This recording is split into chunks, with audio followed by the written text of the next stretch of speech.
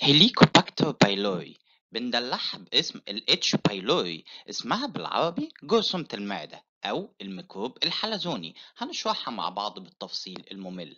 أول ما اكتشفنا البكتيريا دي كنا بنسميها بالكامبيلوباكتر بايلوري. طب ليه؟ قالك لأن في وجه تشابه كبير بينها وبين الكامبيلوباكتر. فلو جينا بصينا على أوجه التشابه هنلاقيها سبايرال أو كيرفد، ده الشكل بتاعها. كمان جرام نيجاتيف بكتيريا، خلي بالك هي بتنمو على ميديا ولكن سيلكتيف ميديا بنسميها سكروز ميديا. وخلي بالك من المعلومة الجاية دي، هي مايكرو ايروفيليك، يعني بتحتاج كمية أكسجين قليلة حوالي 5%، وأكسيديز بوزيتيف. كل دي أوجه تشابه بينها وبين الكامبيلوباكتر، عشان كده سميناها كامبيلوباكتر بايلوري. بس لما قعدنا ندرس أكتر وأكتر وأكتر لاحظنا اختلاف بين الهيليكوباكتر وبين الكامبيلوباكتر، فركز معايا في أوجه الاختلاف. الهيليكوباكتر بتحتاج درجة حرارة 37 درجة عشان تنمو فيها، درجة حرارة عادية جدا. أما الكامبيلوباكتر دي بكتيريا ثيرموفيليك، بتحتاج درجة حرارة 40 درجة مئوية. ولما درسنا أكتر وأكتر بصينا لقينا إن الهيليكوباكتر عندها فلاجيلا كتير، من 2 ل 7 فلاجيلا. أما الكامبيلوباكتر عندها فلاجيلا واحدة. طب ركز معايا أكتر، الهيليكوباكتر بتتميز بحركة مميزة بنسميها كراك سكرو موتايل، حركة كده شبه الشنيور عشان تعمل بوز في الميوكاس لاير وتقعد تخرم فيه. وعشان كده طلعنا جينس وأطلقنا عليه هيليكوباكتر جينس.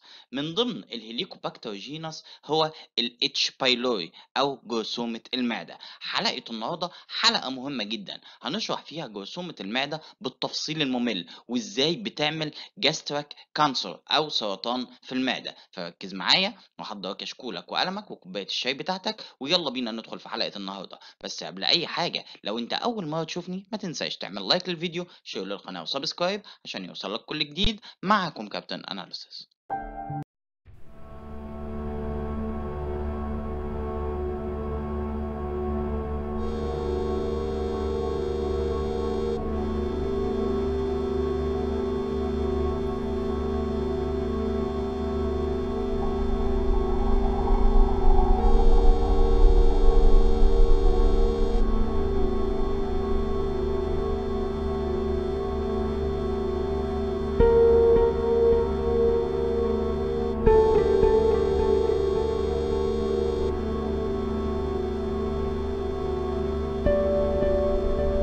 زي ما قلنا ال H. بايلوري اسمها الميكروب الحلزوني، واتسمت بكلمة حلزوني دي نتيجة لأنها بتاخد شكل الهيليكال الحلزون.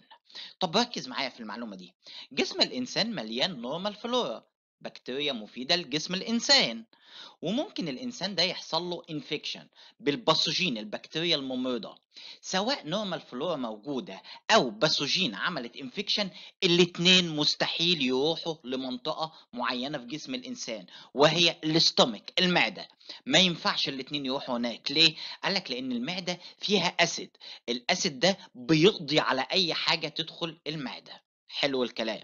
جت الاتش بايلوري وقالت كلكم مش قادرين تدخلوا المعده، طب انا هعمل المستحيل. هتعملي ايه؟ قالت انا هعمل كولونايزيشن جوه الاستومك اللي انتم مش قادرين تدخلوا فيها. مش كده وبس، ده انا هسبب امراض كارثيه في الاستومك اللي هي عامله لكم رعب دي. ازاي؟ ده هنعرفه كمان شويه. خلي بالك يا اتش بايلوري في اسيد موجود هيقضي عليكم. راحت ضحكه كده وقالت لك ما تقلقش خالص، الموضوع بسيط انا هعرف اتصرف. سنه 1983 كان عندنا عالمين من استراليا، باري مارشال وروبن وورنر، اكتشفوا اكتشاف خطير جدا، ان قرحة المعدة الجاستريك ألسر بتتم وبتحدث نتيجة للإصابة بالإتش بايلوري. ركز في المعلومة اللي جاية دي، أكتر من نص سكان العالم مصابين بالإتش بايلوري، بس فضل من ربنا إنها اسيمتوماتيك. ركز بقى في اللي جايه دي لانها كارثيه. تم تصنيف جرثومه المعده بانها كلاس 1 كارسينوجين، ودي تعتبر البكتيريا الوحيده المعروفه على مستوى العالم التي تسبب السرطانات. طب يلا نتعرف على الكاركتر الخاصة بالاتش بايلوري. هي بتتميز بايه الجرثومة دي؟ قالك اول حاجة جرام نيجاتيف، تاني حاجة سبايرال اور كيرفد، شكل الكولوني على الطبق بتكون بين بوينت، وكمان ترانسبيرنت يعني شفافة ولمعة، كمان بتكون بوزيتيف للاكسيديز واليوريز، وحط لي تحت اليوريز دي مليون خط.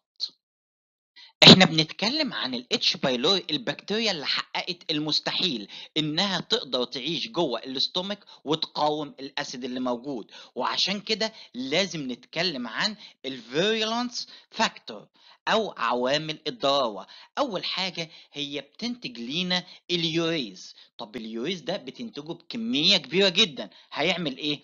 قال لك اليوريز هيعمل سبلتنج لليوريا، هيكسر اليوريا ويطلع عندي امونيا زائد كربون دioxide ثاني اكسيد الكربون. الامونيا اللي هتطلع دي هتشكل لي سحابه بنسميها امونيا كلاود حوالين الميكروب او حوالين الجرثومه، وبالتالي هتعادل الاسيد اللي موجود في المعده، وبالتالي مستحيل الاسيد دوت هيأثر على جرثومه المعده او الاتش بايلوري.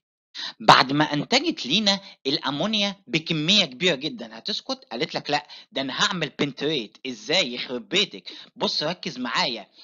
الاتش بايلوري بتتحرك حركه حلزونيه، وعندها فلاجيلم بتحتوي جرثومه المعده على من 2 ل 7 اصوات في نفس الاتجاه، وده هيديها حركه سريعه جدا. الاصوات دي بتكون متغلفه، جميل، عشان الغلاف دوت يحميها من الاسيد اللي موجود في المعده. كمان الاصوات دي بتعمل لها حركه بنوصفها بانها كراك سكرو مطايل، شبه الشنيور كده، بتخرم او بتعمل بنتريت في الميوكاس لاير. طب وهي ماشيه هتسكت؟ قالت لك لا، ده هتطلع لينا انزيم اسمه ميوسينيز انزيم، وده هيعمل تحلل للميوكاس ويخليه ليكويفيكيشن، وده هيساعد الاتش بايلوري على الحركه ويسهل الحركه بتاعتها. طلعت امونيا وبعد كده عملت بنتريت، هتسكت؟ قالت لك لا، ده انا هعمل ادهير، انا هروح امسك او الزق في الجاستريك لايننج. طب ركز معايا، الاستومك بتكون محاطه بالميوكاس لاير. طب ليه؟ قال لك عشان ده يعمل نيوترانت ويحافظ على المعده من الاسيد اللي موجود فيها، وبالتالي المعده مش هتهضم نفسها. تيجي جايه الاتش بايلوري دي وتعمل ادهير، تعمل جاستريك لاير ادهير، هتلتصق بيها وبالتالي هتحافظ على نفسها من الاسيد اللي موجود.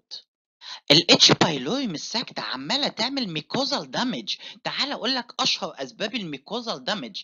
اول حاجه عندي الامونيا اللي عماله تطلع فيها، وده عمال يكسر في الميكوزال. تاني حاجه هتفرز لينا الفاك اي، فاكيوليتنج سيتوتوكسين اوتو ترانسبورتر. طب ركز معايا، هي جرثومه المعده دلوقتي موجوده فين؟ قال لك ماسكه في الجاستريك لايننج، جميل، وبالتالي هي قاعده فاضيه بقى ما وراش حاجه، هتفرز لينا الفاك اي. طب الفاك اي ده عباره عن ايه؟ قال لك بص يا سيدي، دوت هيسحب كل النيوترانت، المواد الغذائيه اللي موجوده في الجاستريك لايننج، هيفرغها، وبالتالي هيحصل ليها انكماش للجاستريك لايننج كمان، وتموت عن طريق الابيبتوسيس. وبالتالي واحدة من أهم أسباب الجاستريك كانسر هو إفراز الفاك A.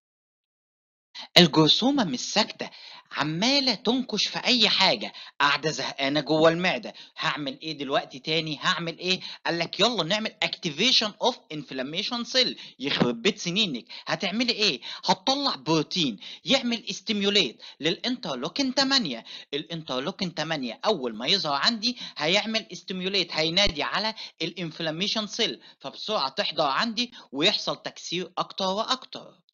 بعد ما شرحنا الفيرولانس فاكتور او عوامل الضرارة، تعال اقول لك ازاي بتحصل الاصابة بجرثومة المعدة. اول حاجة فيكر اورال روت، تاني حاجة اورال روت، ركز معايا، وبالتالي هي موجودة في الفيسز وفي السلايفا. هقول لك معلومتين مهمين جدا. ممكن يحصل الاصابة عن طريق الكونتامينيتد ووتر، المية الملوثة، وكمان ممكن يحصل الاصابة بيها داخل الاسرة الواحدة من الأب أو الأم للأطفال، والعكس صحيح عن طريق الكيسنج أو التقبيل.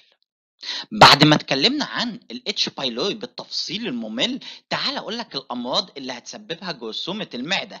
اول حاجه كرونيك جاسترايتس، يعني التهاب المعده المزمن. كمان هيحصل عندي قرحه في الاثنى عشر. 90% من المصابين بالجرثومه عندهم قرحه في الاثنى عشر، ومن 70 ل 80% من المصابين بالجرثومه عندهم قرحه في المعده. ممكن يحصل عندي complication مضاعفات، ويحصل اصابه بالجاستريك كارسينوما أو الجاستريك ليمفوما. النهارده اتكلمنا مع بعض عن الاتش بايلوري بالتفصيل الممل.